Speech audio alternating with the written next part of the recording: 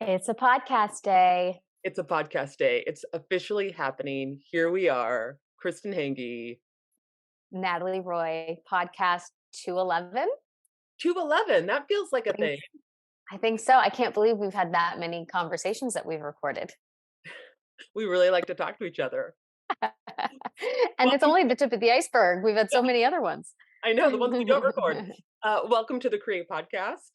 We are Um, so glad to have you here. This is a podcast all about exploring who you are as a human being and your creativity and your spirituality and your wholeness and what you feel that you are here on this planet to be aligned with and to create. And, sometimes it feels like a beautiful, loving, incredibly nurturing progress and process. And sometimes it doesn't. Sometimes it just feels like you're in the mud of your creative progress or your life in general or your why the hell am I here? And so we're just here to explore all of it.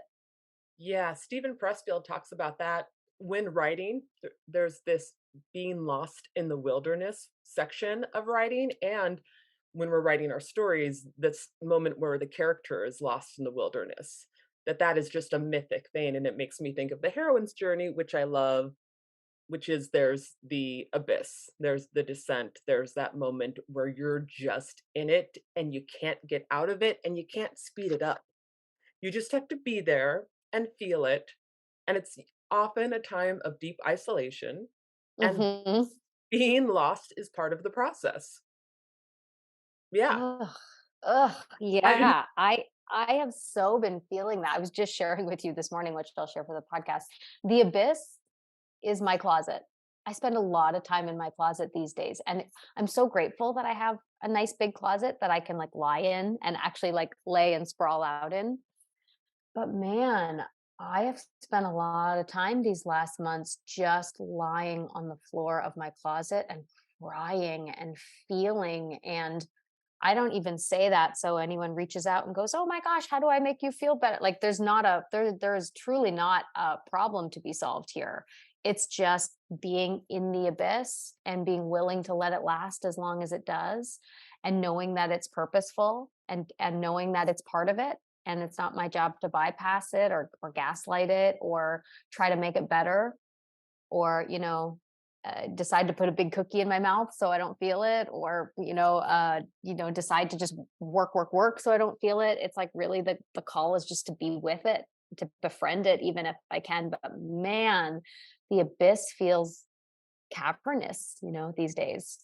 yeah, and I was just sharing with my dear Natalie before we started this podcast that I got some really hard career news yesterday on a project, and so I am just with some big feelings. I am feeling I was like, "Oh, sadness is here, anger is here, frustration is here, there's some depression here." And it's not even just this, like, career disappointment. It's a layer of a few of them that are all just here. And obviously, there's nothing to do because they're here except for feel my feelings. And so I was sharing with Natalie that I'm just practicing feeling my feelings and letting whatever's here be here and doing my best to love whatever is here as, oh, okay. I'm not going to try to push you away. I'm not going to try to minimize you. I'm not going to try to shift myself even into a different state. If I'm really loving these emotions, if I'm really honoring them as messengers, then I'll make space and they'll be here as long as they're here and they'll go whenever it's time to go. But I'm really curious what happens when I don't rush the process. Mm. There's a podcast that I really have been enjoying. It's called It's Not You, It's Your Trauma, and Oh. there's this guy named Joe Ryan. He's really into recovery and but he just had this podcast on, just being with your uncomfortable feelings, with this Mm. whole idea that we often have been taught just to race away from those things that don't feel great, whether it's the cookie or it's the shopping or it's the relationship or it's work or fantasy, whatever it is that you want to use. what happens if I just lay here in Mm, the dark and feel my feelings? What mm, You know, I think part of the reason that I and I'm actually a girl who likes to feel my feelings. I've always actually thought it was but I sort of like to use my feelings against myself, to build stories against myself and re-traumatize myself and make things harder on myself. But I often do think that sometimes part of the let me try to rush out of this, or let me not go there all the way, or let me avoid feeling this because it's going to be too much or it's going to swallow me whole, is that feeling that if I go there, it will never end. I think that that's really that there's a fear inside of it that if I really open myself to the amount of grief I actually feel, like I will never feel anything else. And I think that feeling that it will never end, I will never be out of this, I will fall into this hole and this is where I will live, is the thing that makes us not really wanna go in all the way. It's like I'll go in, but I still wanna have, like, one hand or one foot out just so I know I have an exit strategy or I know I can still kinda control it. But emotions are the uncontrollable thing, it's like when you're drowning in the ocean, you just sort of have to let the ocean take you and carry you. You can't the harder you fight against it, the worse it gets and the more you actually get overtaken by it. And I remember doing a lot of nervous system and somatic work for a long period of time when I was going through a really rough time. And I had a coach who kept saying, Natalie, the only problem is you're trying to get out of it. You're trying to get out of it. And, when you're in that dorsal vagal state of your nervous system where you're in that freeze state, and it's such a hyper aroused place for your body to live in, that's when your body actually goes into shutdown and conservation, and it's actually doing that to keep you safe, and but that's the time when you can feel hopeless and trapped and depressed, and what's the use and what's the point? And you can even have, thoughts of death or thoughts of ending, and all that is completely normal in that freeze state. And the issue is that when we're in that state, our brain can sort of only have access to other times we felt in that state. So all of a sudden, when you're in that state and you're like, it's hopeless, there's no point, and maybe your friend comes to you and says, yeah, but you've had this success and this thing's gone well. It's like your body, your brain, your nervous system can't go there right now, can't even remember those things. Those things don't even feel real to your body. The only thing that you feel really aligned with are all the other times you've been in dorsal.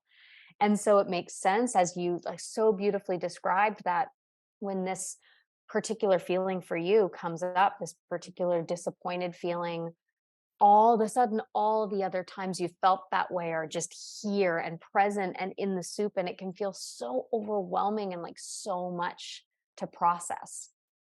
Yeah, and I'm really practicing when I can be mindful of it to let go of any story and just be with the feeling. Like, Mm, can I just let whatever this feeling is be here? And I'm really practicing welcoming the feeling as like Rumi says, like it's a house guest, invite it mm, in, make it a cup of tea and allow it to be here and allow it to talk to me and allow it mm, to tell me what it wants. It was very funny this morning because I went on a hike and all the podcasts were talking about parts work. So you know the book No Bad Parts, the Dick Schwartz book. So Glennon Doyle was talking about it, Nicole LePera was talking about it, everyone's talking about parts work, right? And it was really interesting. I love those kind of conversations, but just letting the sad part of me tell me how it feels and what it wants and what it needs. Letting the angry mm, part of me tell me how it feels, what it wants, what it needs, and just practice listening and being with, and treating those parts of me like they're my beloved. mm, And, yeah, and it's really interesting to what happens if I don't want if it's not about I wanna get out of this feeling, but just letting what is here now in this moment be my teacher and say, "Okay, Yeah. okay, okay," and not try to, explain anything, but just be with the feelings, ask the feelings what they need and what they want, and, it was interesting earlier when you and I were talking about, that book. Well, you mentioned what's the name of the book that you're reading? Oh, The Mad Woman. Yeah, yeah. Mad Woman book. I think it has a longer title. I just refer to it as The Mad Woman because I have a new baby. I pick up these books and I read like 12 pages of it. I'm like, this is the best thing ever, and then I never get back to it. So I'm sure if you Google book Mad Woman, you'll see what the book is. Well, it's just interesting how I feel like as women, we are encouraged not to be angry and we're encouraged to get out of anger. And when we express anger, often we can be shamed for expressing anger. Mm, And I think something that we can do for each other is just encourage each other when we're feeling anger to love it and express it and allow ourselves to be with it. mm. Yeah, it's actually really interesting. I've certainly been a woman who has been taught or who has felt, whether I got this from my nuclear family or whether I got this culturally growing up in the lovely, beautiful, amazing country of Canada. But there's this idea of you got to be the nice person, you got to be the good person, and I do think that there's so much tremendous merit to that. To sharing that kindness is important, and loving each other is very important. And I do think sometimes it was to the point of and abdicate yourself if you start to feel things that would make other people uncomfortable or would or certainly if you feel anger, go feel it far away in the corner and don't let anyone else see you feel that. Or if you express that in a certain way, you'll be labeled things, like you'll be labeled the bitch, or you'll be labeled the banshee, whatever those things are. And there's been such a negative association. And it was so funny, I was just sitting in my bathtub the other day, and I've been listening on repeat to this very powerful Sanskrit chant. And the translation of this chant in English is "the jewel is in the lotus." And it's really a meditation on where there is the most suffering, the most mud, the most muck. There's jewels there. And it's the meditation of can I stay and hold both? That part of me is in deep suffering, part of me is getting gifts from this, part of me is in deep pain, part of me is okay, and can I sit and be in the wholeness of the whole experience without trying to move it around. And so I was in the bathtub just listening to this chant, and the chant in Sanskrit is Om Mani Padme Hum, and I was listening to it on repeat, and all of a sudden, my hands went up on the wall of the bathtub, and I felt myself in the bathtub, and I felt all of a sudden that the jewel in the lotus was my anger. The jewel is my anger, that being able to feel it, having permission to feel what I was told not to feel, having permission to express what has been put on the side is the jewel. That is the thing that is a calling. That is I'm being called to experience healthy anger, and I haven't ever known how to do that before. And if I've been taught that anger is something to be uncomfortable in its presence, then when it comes up, even though it's a jewel, I don't recognize it as a jewel. I think it's something I need to get rid of. And so my practice is, can I keep shifting what I'm seeing and what I'm experiencing to just, as you beautifully said, just welcome it, just welcome it. Okay, whatever's here, I'm going to welcome it. And I was listening to Nicole LaPera. I think I'm saying her last name the right way, but maybe not. The holistic psychologist talk about and opening our bodies, opening up our nervous systems to the fact that many different feelings can be present at the same time. So while anger can be here in big ways, so can enthusiasm about something else, or Hmm. my call to adventure is still there.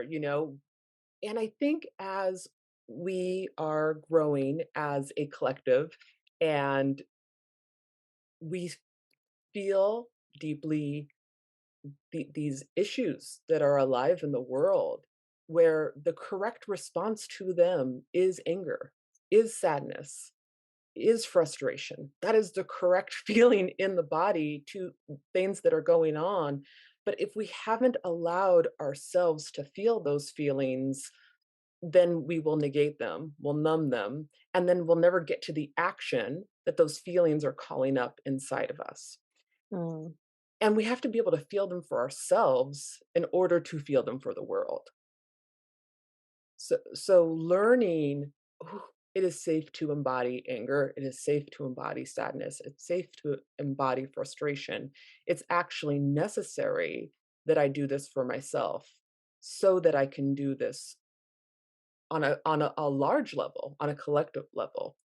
And it becomes essential because 'cause I'll never know what the action is in my own life unless I get the wisdom from the feelings, and then I won't know what the action is in the world globally unless I have the Mm. ability to go deep inside of my feelings. I love what you say about that so much because so often we feel like feeling the feeling is sort of this inactive, passive thing. And sometimes it is. Sometimes it's like surrender to the wave and let it take you. But but I love what you're saying that the wisdom inlaid inside the feelings can be infused with the next action and can be infused with the next thing that we will actually miss by bypassing the feelings themselves. Yeah, I feel like it's teaching me something, and I don't quite know what it's teaching me yet, but I'm being inside the process and I'm like, "All right, okay. Mm, you have somewhere Yeah. you wanna take me. Take me. Take me. Take You me know, to a it's new really way of and being." I don't know what it is. I've never never been here been. before. Yeah. Yeah. And I think collectively there's lots of places we're being called to go that we've never been before, you know? And we usually meet that with incredible resistance. And our job is to say, okay, like use me, show me.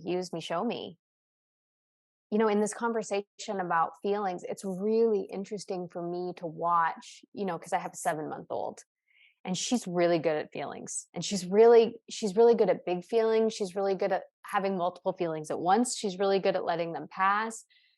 It's really incredible to watch her in her own process. As I said, like one of my favorite things to do is when I wake up and I go to her crib in the morning, like she is full of joy, like she just wakes up full of joy, full of smiles. And as the day goes on, there's lots and lots and lots of times where she's just sitting back and watching and like, I'm not smiling right now. I don't feel that right now. And it's unbelievable, you know, whether we're talking to grandparents or, you know, babysitters are coming by or friends are coming to visit. And what's the instinct? Hi, baby, smile, let's play, let's smile. And most of the time she's like, I don't want to do that right now. You know what I mean? And it's amazing to see all of us try to make her be somewhere she doesn't want to be. Like, just Yeah. smile, smile for us, smile for us, smile for us, right? And then, of course, when she's crying and upset, it's like, okay, let's fix this. Let's make this go away. Let's not feel that, you know. And it's amazing how we even well-meaning people who are really trying to parent consciously, you know, like it's amazing how just the mechanism is in place of some feelings we don't want to feel or we want to move.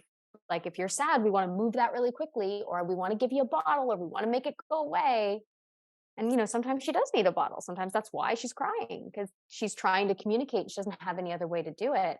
But sometimes she's just feeling something. And it takes a lot of discernment to be like, okay, I'll just sit here with you while you feel that, and I won't take it from you.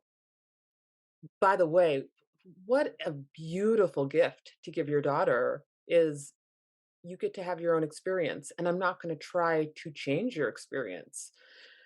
I was thinking when you were telling that story, how often do I make myself be somewhere I don't want to be, whether that's Mhm, emotionally or physically? And mhm, as I learn how to heal self-abandonment, what happens if I don't make myself be somewhere that I'm not? What happens if I don't make myself be somewhere I don't want to be? In order to learn how to honor myself, I have to learn how to honor my feelings, and then I have to learn how to honor like the true navigational system inside of me. And I feel like there's a bit in the world of we've learned, if you're sensitive, you've learned how to be mutatable, right? Mhm. You know, especially performers, we learn how to, oh, okay, This those is of, what you need me to be. Okay, I can do that. yeah, yeah, Mhm. those of us who work with people, like all of these things. And I'm really getting curious as a exploration into my authentic self. Who am I right now? Who am I right now? And what do I need? How do I honor myself? And how do I bring the truest part of myself to you so that we can have authentic, genuine connection? For us to get really real, we both have to feel safe enough to be the truest parts of ourselves. But what I'm coming to realize is instead of looking to you to give me that safety, I can provide that safety for myself. Mhm. And that allows me to withstand the discomfort if I bring my authentic self to someone and they're like, no, thank you, not interested. Yeah. I don't like it Yeah. when you do that, right? Okay, okay. I can Yeah, just what a be with myself as gift. I am. If we can just put the ego aside and say, "You're not getting rejected here, you're getting information," you know? Yeah. This was actually one of the most brilliant things I have learned since becoming a mother when I was doing, gentle sleep training with baby, because I knew it's best for everyone if she can learn how to sleep. And right now, she doesn't know how to sleep on her own. And the reason she doesn't know is because every time she wakes up, I intervene, right? Like I come in and go, do you need milk? Do you need a soother? Do you need a hug? Do you need me?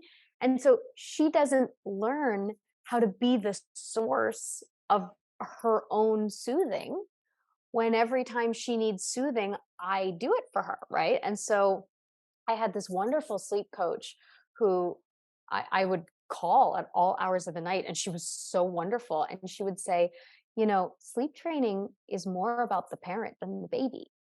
And Ooh. she's like, because this is really about when you're sitting beside her and she's uncomfortable and she's working it out, it makes you feel better.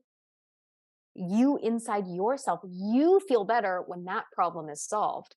But that teaches her she can't just work out her problems without you being uncomfortable. So, what's a better thing to give to her as her mom is I am right here. You are not abandoned. You are not alone. You are safe. I am right here. And if things get really bad and you need help, like I'm here, I got you. But I trust you that you got this and you know how to do this. And it doesn't make me uncomfortable while you work it out. And I'm like, I don't know how to do that. I'm so codependent. And the sleep coach described it to me in such a beautiful way. She said, well, if you want to teach your daughter how to swim, you don't throw her in the pool and say, figure it out. You know what I mean? But you swimming for her also doesn't help her figure it out. You got to get in the water with her. And there's times when you take your hands away and she works it out. But you're right there. And I often think with big feelings, like with big career disappointments, with big grief, with big hurt, we haven't been taught how to be there for ourselves in a healthy way. And we haven't been taught how to be there for others in a healthy way, where if you share with me that you have a really big hurt in your heart or you're in deep pain, how do I sit in the pool with you while you figure out how to swim through these feelings without running away or without saying, here, let me do that for you. Let me take it from you. Right, and that is the way we can really honor each other, is trusting that the other person knows what's best for them. So, oh, I can just be here with you. I can just be here with you, next to you, and trust you as you feel your own feelings and you process your way through them. Um, and learning how not to invalidate what someone else is feeling or even like rush to point out the positive or to try, trying to shift their feelings for them, right? It's like not letting them have the dignity of their experience. I remember when you were going through that process with your daughter, talking about her learning how to self-soothe, and I was going through the same process with my mom, with the grief that was coming up for her around my dad, and just watching how you were modeling, not rushing in, "Let me take care of it for you." I was watching that same impulse with my mom of, like, wanting to rush in and be like, somehow lessen the grief or make the grief more bearable, and then Mhm, I realized, "Oh, the only thing there is for me to do is to show up and just be present, and just be present for whatever it is. Whatever it is will be here, and then can I do the same thing with myself?" And, the grief around my dad is around his, progressing dementia, but I also think about, with the death. There have been a few times in my life I've experienced some, pretty tragic deaths, and I've just been in that process and in that, you know, processing the loss of someone that is loved. And it's really interesting because I feel like in that process, my body just knows, just show up and be present. It's the only thing to do. It's the only thing to do during those big transitions. But I feel in a way there's a something that is applicable in other kinds of grief. Just show up, be present, let whatever wants to happen, and uh, and to trust myself that if there is something to do, I'll know it, I'll hear it, mhm. I'll be able to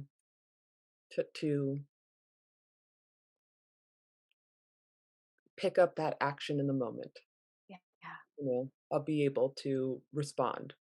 But all that is needed is presence. yeah. Makes me think about Brene Brown when she talks about vulnerability and really just being in a space where you're vulnerable. I mean, we're all deeply vulnerable in life where we don't know how long we're here. I mean, it could be over tomorrow. We're in a deeply vulnerable position here. Yeah. It's not something we can control. It's not something we can change. Life has a process and we are subject to that process no matter who we are. And she talks about really just surrendering to the vulnerability that life is and not trying to protect ourselves from the things of life. And I think that is what true vulnerability is. It's like, okay, I'm willing to sit with this, no matter how painful it is, or no matter how long it lasts, because we have all faced those tremendous moments of grief. And there's no amount of trying to protect yourself from it or trying to prepare yourself for it that would have made any lick of difference. Like, if I'm like, you know what, I'm going to withhold love from this person because in case something happens to them, I don't want to feel that pain. When something does happen, because it won't have protected you from any of it. You'll still have all the grief of having lost them, but now you'll also have the grief of the them you didn't get to know and experience because you were protecting yourself. So in the end, we just have to say, okay, here I am, world. Here I am, life. Here I am, career. Here I am, baby. Don Miguel Ruiz talked about this in one of his beautiful books, where he says the moment that a parent holds their child for the first time, they feel a love that is indescribable and unconditional. And the next thing they feel is the biggest, deepest, darkest fear they have ever felt, because to love this much means you can hurt that much. And to be a brave artist who puts yourself out there and puts it all on the line for the thing that you love means your freaking heart can get trampled. And it just is one of those things where it's a gift to say yes to the whole process of it, the highs, the lows, and it's hard, and we just have to be able to be with ourselves and be with each other, knowing that it's always going to have the duality, it's always going to have the highest highs and the lowest lows. And you know the more I try to protect myself from any of it, all I do is also keep myself from this thing called life. Right, that all protection is on some level an illusion. Yeah, we can't get out of it, we're here. Life's gonna We're gonna do the thing. Yeah, and life's gonna do what life does. Yeah. And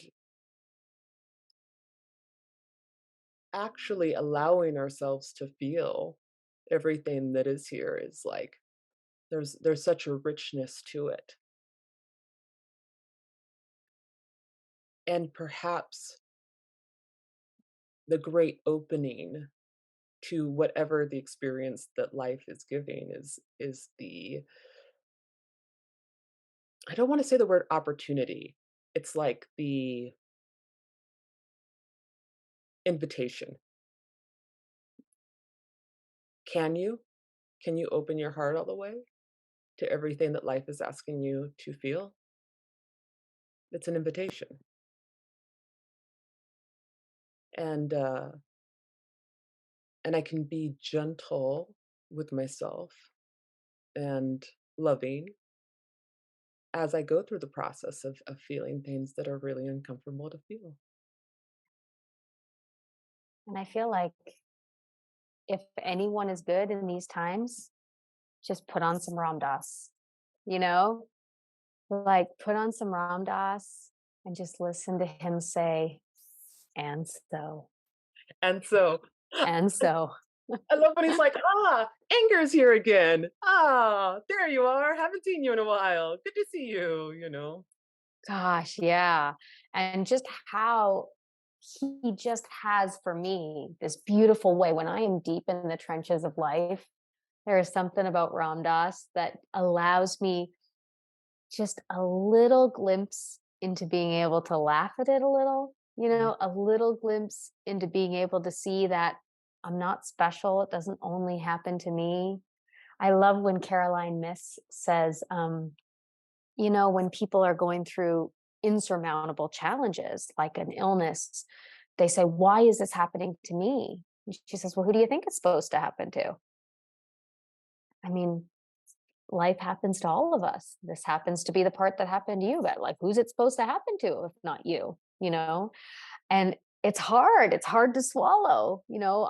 I all the time wish that I didn't have my stuff. I look at other people and I wish I had their stuff. I'm like, God, I hate that this is my curriculum. Like, why this? But it is. But Who else is supposed to get it but me? Beck Beckwith talks about, like, if we put all of our curriculum out in the middle of the street, that everyone would be running to get theirs back. They'd be like, "Oh, man, yours is so much harder. Oh my gosh, let me take mine right back." But that ours are is tailor-made for us. Mm. And and I love when Ram Dass talks about, and it's all only relatively real anyways. It's real on this plane. Like, change the channel, then you're on another plane of consciousness, and you can surf those channels all day long. And we're also in the incarnation, so the incarnation is part of like, you know, you're in school, you might as well take the curriculum. Man, man. I mean, I just feel like I want to say to you, Kristen, just thank you so much for sharing what is here for you. Thank you for being in community with what's here. I know it can be really sexy to isolate, and keep it to ourselves. And I just really value that, in hard moments that you continue to trust me to bring it to me, and you bring it here to our community. I just think it gives all of us an opportunity to just like learn how to be with whatever is for our own lives a little bit with a little bit more grace. So really appreciate you sharing today. Well, and also thanks for modeling for me. Like, I feel that you have done a great job of modeling being with what is. I remember once we were teaching uh, at the Green Lounge, and you would always do the opening meditation. And you turned to me and said, "Can you take it? Can you take it today?" And I was like, "Yeah." But You were just where you were, and you were feeling your feelings, and you were just modeling, "This is what's here right now, and I'm gonna honor it." So, yeah, Yeah. thanks for showing me how to do that. Mm, thank you. I mean, I was just talking to a fellow artist last night, and she said, "Okay, I know I have to feel my stuff. I know I have to feel it all the way." She's like, "But I still have life to live. Like, I still have things I have to do. I still have to go to my job. I still have to feed my kids." And I said, "Yeah, yeah, yeah." And I think the thing is, we've been taught to compartmentalize it, right? Like, I'll put this on the side so I can get this job done. And I think that there's a grace in knowing that we do really hard things all the time with really big feelings afoot. And I always think of it this way. If the feelings that need to be felt are like a little kid inside of me, then I don't let the little tantruming kid inside me run my business for me. I don't let my little tantruming kid do my auditions for me. But I sure as hell don't lock them in a room and tell them their voice doesn't get heard, and they don't get their space. But what I might say is, "Hey, for right now, we really got to get this thing done, but I promise I will come back to you. And I promise there will be space for you," right? So if big feelings come up and you've got a meeting to go to, then absolutely you say to that part of yourself, "I'm here. I'm listening. I love you. I got you. You are safe. And I'll come right back to this as soon as we can. And I promise you that." And you go get whatever needs to get done. But then your job, so that you don't abandon yourself, is to come back. Your job is to honor that promise and make the space to come back. Not, oh, it's space to come back, but now I'm going to do pretend work that doesn't really need to get done. Or now I'm going to, distract myself with something, or I'm going to avoid it somehow. That there's nothing wrong with going, "You know what? I can't lay in the closet right now. My baby needs to be fed." Like, yeah, well, I'll go do that. And I'll bring the part of myself that's feeling the big feelings along. I will let the functional part of myself take the lead, but I will bring that piece of myself so that no part is left behind. And then I will make sure that that part does have its time, because the important thing is not to abandon. The important thing is to make the space when we can. And what beautiful self-trust that is that you're creating. "Oh, I know that I will show up for myself. I'm not gonna lock myself in the closet and say, 'You're not welcome here.' I show up for myself, and I'm willing to love all parts of myself." Yeah. And that creates a beautiful relationship within. And also just to say to people, and hey, if you're out having dinner with someone and your grief comes up really big, great. You know what I Yeah. mean? Great. Yes. Yeah. Great. Let Bring her it. rip, and let's all learn together how to just hold that. Yeah. And to let whatever is Be be. there. Yeah. Yeah. Yeah. We're all learning.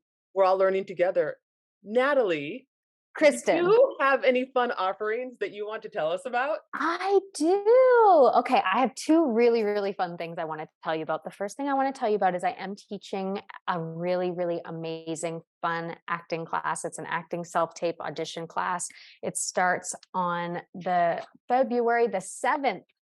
And if anyone is interested in coming and learning more about acting and self-taping and auditioning, and mindset of being an artist, I am starting that course next. No, not next week. The week after. But the other really fun thing I wanted to tell you about is I'm doing a on-camera chemistry masterclass. Have you Oh, ever had those moments where, as an actor, if any of the actors are listening, like all of a sudden it's like, "Oh my gosh, I have to kiss someone on camera, or I have to do hanky panky on camera, or I have to create chemistry with this inanimate object I'm using as my reader." And how can I authentically create activation and intimacy and chemistry in my body? So I'm doing that around Valentine's Day, just to be cheeky and romantic. So Monday, February 13th, I'm doing that masterclass. So you guys can reach out to me on my Instagram, Miss Natalie Roy, or you can reach out to me via email, which is my name, natalielynnroy@gmail.com, if you're interested in any of those. that sounds like so much fun. What a great time. Natalie, that's fantastic. And I also know people love being in your class, and they often book after working with you And I've just had so many people tell me how you have helped them come to life as an actor and really bring the truth of who they are into their work. So I know it's a great, just beautiful offering for whoever feels called. Thank you. It's my favorite thing. I love it so much. What about you? Would you have anything going on these days? Yes. Well, I have a couple retreats. I have my Become the Main Character of Your Own Life retreat in Sedona, February 3rd to the, it's like here so quickly, it's 2 weeks away. And we just opened a few more spots. We got a second house for the retreat. So a new, one shared spot and one private room are now available. So you can get in on that.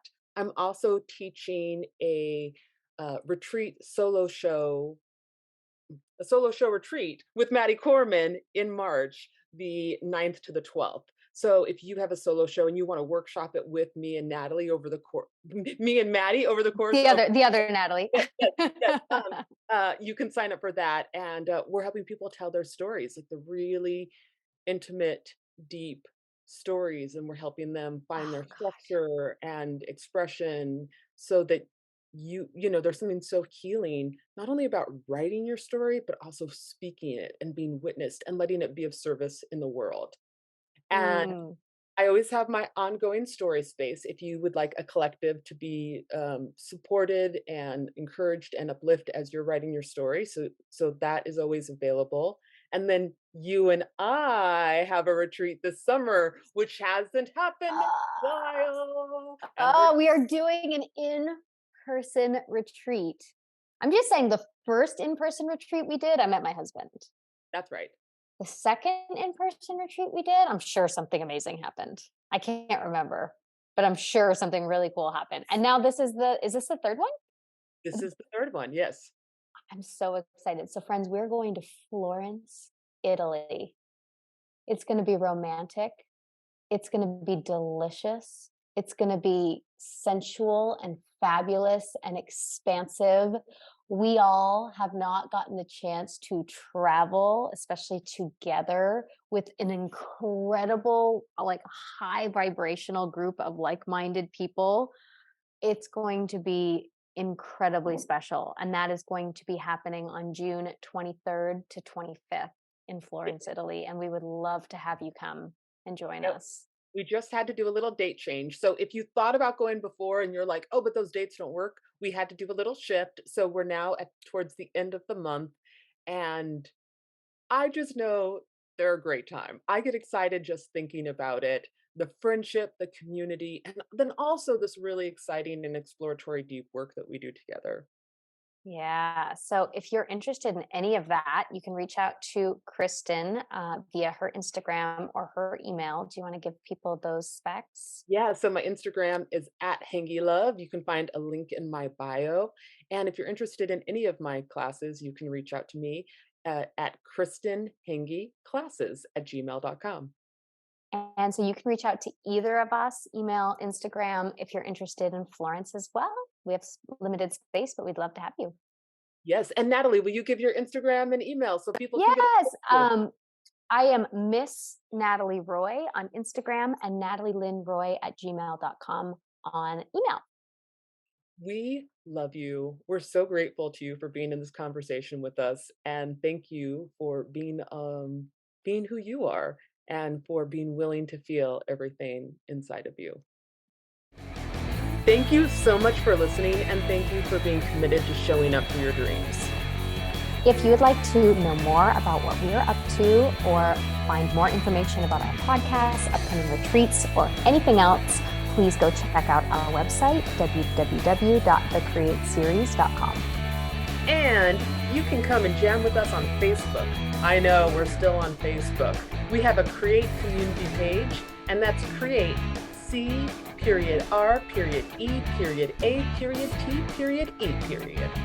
And if you want to check us out on Instagram, you can find me, Natalie, at Miss Natalie Roy. And you can find me at Hangy Love. That's HANGGILOVE. Keep on rocking your dreams, and we can't wait to connect with you more.